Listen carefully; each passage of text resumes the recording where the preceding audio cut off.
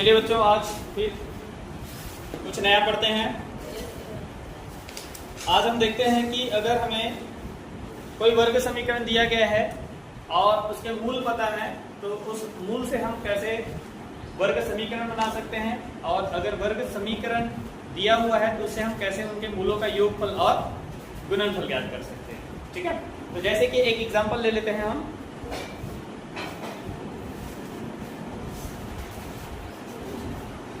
तीन x square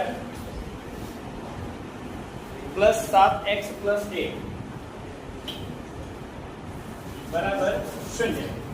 ये एक प्रश्नावली का सवाल है, प्रश्नावली का तीसरा का पहला सवाल है। ये प्रश्नावली 3 का पहला सवाल, और प्रश्न कहता है कि अगर आपको समीकरण दिया गया है तो इसके मूलों का योगफल और गुणनफल ज्ञात कीजिए। ठीक है, तो सबसे पहले हम क्या करेंगे, इसकी मानक वर्ग समीकरण ax square plus bx plus c बराबर 0 से तुलना करेंगे। सबसे पहले तो तुलना करने से हमें यहाँ पर a का मान मिलेगा, b का मान मिलेगा और c का मान मिलेगा।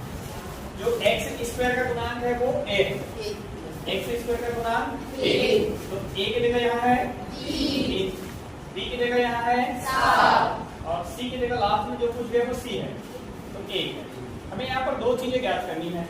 एक तो हमें ज्ञात करना है मूलों का योगफल। पहले मूल को अगर हम अल्फा कहते हैं, दूसरे को अगर हम बीटा कहते हैं। दो मूल का मतलब है जब हम वर्ग समीकरण को हल करते हैं। कल हमने जो वीडियो में देखे थे, कल हमने क्लास में जो पढ़े थे, धन चिन्ह लेने पर ऋण चिन्ह लेने पर ऐसे दो मान आता है अलग अलग। धन चिन्ह लेने पर जो मान आता है उसको हम बोलेंगे अल्फा, और ऋण चिन्ह लेने पर जो मान आता है उसको हम बोलेंगे बीटा। और इन दोनों को ही हम कहते हैं समीकरणों के मूल। अध्याय 1 बहुपद वाले पाठ में आपने इसी को पढ़ा था, शून्य। जब हम बहुपद अध्याय पढ़ते हैं तो वहां पर हम मूलों के स्थान पर शून्य रहते हैं, और वर्ग समीकरण वाला जो अध्याय पढ़ रहे हैं इसमें हम यहाँ पर इसको मूल कहेंगे। कितने मूल हो सकते हैं वर्ग समीकरण के? दो मूल हो सकते हैं, एक धन चिन्ह लेने पर और एक ऋण चिन्ह लेने पर। तो इसके लिए सूत्र वही सूत्र होगा जो हम लोगों ने अध्याय 1 में पढ़े थे, -b/a। अब यहाँ पर ये माइनस तो सूत्र का माइनस है, तो जब हम हल करने जाएंगे तो सबसे पहले तो माइनस का चिन्ह लगाना ही है हमको। ये -b का मान क्या है? 7। a का मान क्या है? 3। इसमें भाग जाएगा क्या? नहीं जाएगा। तो भाग नहीं जाएगा मतलब ये हो गया हमारा मूलों का योगफल होगा ऋण 7/3। दूसरा क्या ज्ञात करना है हमको? तथा मूलों का गुणनफल अल्फा गुना बीटा। योगफल कहेगा तो जोड़ के दिखाना है, गुणनफल कहेगा तो गुना करके। तो गुणनफल बराबर होता है c/a। ये सूत्र हमें याद रखना है। योगफल का सूत्र है ऋण b/a, गुणनफल का सूत्र है c/a। a b c ये तीनों हमको मिलेंगे समीकरण में, a b c।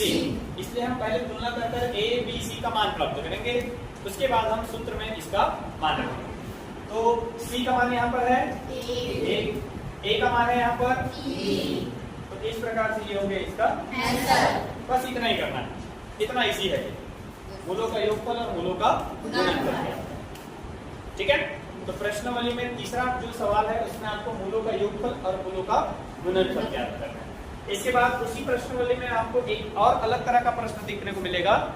अगर वर्ग समीकरण बनाइए जिनके मूलों के योगफल व गुणनफल निम्नलिखित है। तो बगल पृष्ठ में आप लोग देख पा रहे होंगे, जैसे कि 96 पृष्ठ में एक सूत्र दिया गया है। देखिए, वर्ग समीकरण जब मूल ज्ञात हो, जब मूल ज्ञात हो तो वर्ग समीकरण के लिए एक सूत्र होता है x² माइनस अल्फा धन बीटा x धन अल्फा गुना बीटा बराबर 0। x² माइनस अल्फा धन बीटा x प्लस अल्फा गुना बीटा बराबर 0। इस सूत्र को हमें याद रखना है तब की स्थिति में जब हमें मूलों का योगफल पता हो, मूलों का गुणनफल पता हो, या हमें मूल बस पता हो, एक मूल दूसरा मूल दोनों मूल पता हो और कहा जाए कि वर्ग समीकरण बनाइए। ठीक है, वर्ग समीकरण बनाइए तो हमें इस सूत्र में मान रखना है। अब जैसे कि पहला सवाल में देखिए, पहला ही नंबर का प्रश्न पहला में हमको दिया गया है मूलों का योगफल ऋण 4 है और मूलों का गुणनफल ऋण 12 है। मूलों का योगफल, मूलों का गुणन, मूलों का योगफल कितना दिया है? इसको हम अल्फा धन बीटा ऐसा भी लिख सकते हैं, इसको हम अल्फा गुना बीटा ऐसा भी लिख सकते हैं। तो मूलों का योगफल कितना दिया है? -4। गुणनफल कितना दिया है? -12। ये हमको पहले से प्रश्न में दे दिया गया है और कहता है प्रश्न की अगर मूलों का योगफल और मूलों का गुणनफल दिया गया है तो वर्ग समीकरण ज्ञात कीजिए। तो यहाँ पर हम सूत्र लगा देते हैं। सूत्र होता है ये वाला सूत्र ना, x² माइनस अल्फा धन बीटा x प्लस अल्फा गुना बीटा बराबर, बीच में जोड़ना है और आखिरी में गुना करना है। तो इस सूत्र में मान रख दो, x² जैसा था वैसा ही रहेगा, इसमें कुछ नहीं करना है हमको। x² माइनस अल्फा धन बीटा, मूलों का योगफल कितना है सूत्र में? ऋण 4 आ जाएगा। अल्फा धन बीटा का मान है ना, ये माइनस सूत्र का माइनस है, ये माइनस हमको लिखना ही है नियम था। फिर उसके बाद इस अल्फा बीटा की जगह हमको रखना है -4। x है इसलिए x, धन है इसलिए अल्फा गुना बीटा, मूलों का गुणनफल अल्फा गुना बीटा बराबर होता है बराबर 0। हल करते हैं समीकरण को, x², ऋण गुना ऋण समान चिन्हों का गुना धन होता है, तो ये ऋण और ऋण मिलाकर धन 4x, धन गुना ऋण असमान चिन्ह है, गुना करने पर ऋण 12 बराबर 0। क्या ये एक वर्ग समीकरण की तरह दिख रहा है? बिल्कुल है, क्योंकि चर का अधिकतम घात 2 है, इसलिए हम इसको वर्ग समीकरण कहेंगे। ये हो जाएगा हमारा आंसर। बस इतना करना है। तो ये प्रश्नावली का पहला सवाल है। उस स्थिति में जब हमको योगफल और गुणनफल दिया हो, वर्ग समीकरण बनाना है। अब तक के सवालों में आपको वर्ग समीकरण दिया रहता था, मूल ज्ञात करते थे। जो 3 विधि हमने पढ़े, मध्यपद तोड़ विधि, पूर्ण वर्ग विधि और सूत्र विधि, तीनों विधि से हम x का मान ज्ञात करते थे। अब हमें x का मान दे दिया गया है और बोलता है कि अगर x का मान ये है तो वो समीकरण क्या होगा, तो हम समीकरण बनाना सीखते हैं। क्लियर? एक तरह का प्रश्न इसमें और है, उसी में प्रश्न क्रमांक 2। प्रश्न दूसरा का पहला, प्रश्न दूसरा का पहला कहता है कि वर्ग समीकरण बनाइए जिनके मूल निम्नलिखित है। हमको मूल दे दिया गया है, अल्फा का मान दे दिया गया है, पहले को हम अल्फा बोल देंगे 7 और बीटा का मान दे दिया गया है 4। दोनों कोष्टक में ऐसे दिया गया है, कोष्टक में दिया गया है। चलिए इसको कोष्टक में निकाल देता हूं। प्रश्नानुसार वर्ग समीकरण के मूल 7,4 या अल्फा बराबर 7 और बीटा बराबर 4। शुरू नंबर में जो है इसको हम अल्फा बोलेंगे और दूसरे नंबर में जो है इसको हम बीटा बोलेंगे। तब सूत्र से यही वाला सूत्र लगाएंगे, x² माइनस अल्फा धन बीटा, बीच में जोड़ना है, प्लस अल्फा गुना बीटा बराबर 3। आप लोग अगर इस सूत्र को ध्यान से देख रहे होंगे तो जब हम मध्यपद तोड़ विधि पढ़ रहे थे, मध्यपद तोड़ विधि में हम लोग 2 ऐसे अंक प्राप्त करते थे जिनको जोड़ने पर b आना चाहिए और गुना करने पर a गुना c आना चाहिए। यहाँ पर गुना आना चाहिए था और यहाँ पर जोड़ना आना चाहिए था। तो ये भी उसी के ही फॉर्मेट में बना हुआ सूत्र। क्लियर है? चलिए मान रख देते हैं। एक्स स्क्वायर जैसा है वैसे ही रहेगा।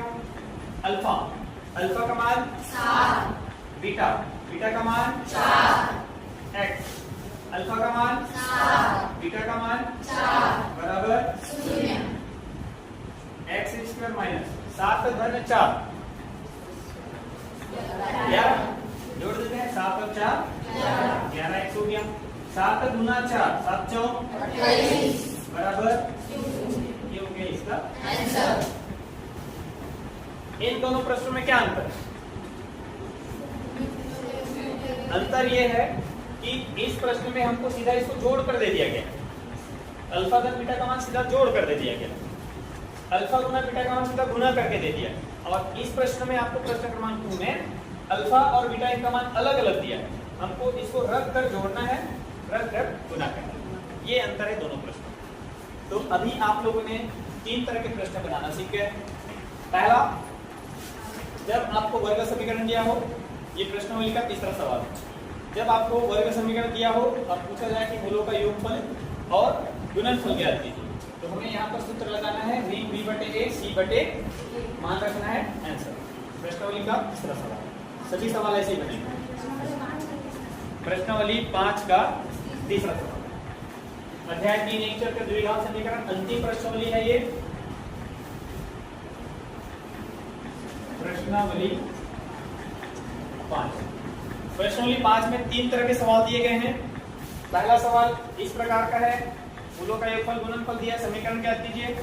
दूसरा सवाल अल्फा बीटा का मान दिया है, समीकरण ज्ञात कीजिए। और तीसरा सवाल समीकरण दिया है और उससे आपको मूलों का योगफल और गुणनफल ज्ञात कीजिए। तो ये 3 प्रकार के प्रश्न हैं। आप बचे हुए से सभी सवालों को इसी प्रकार से बनाकर देखेंगे। क्लास वर्क के लिए मैं आप लोगों को एक प्रश्न दे रहा हूँ जिसको आप लोग क्लास में बनाकर दिखाएंगे। CW 4x square plus 6x minus plus 8 बराबर 0। तब मूलों का योगफल व गुणनफल ज्ञात कीजिए। पहला सवाल। दूसरा सवाल, यदि अल्फा बराबर 6 व बीटा बराबर 9 हो तब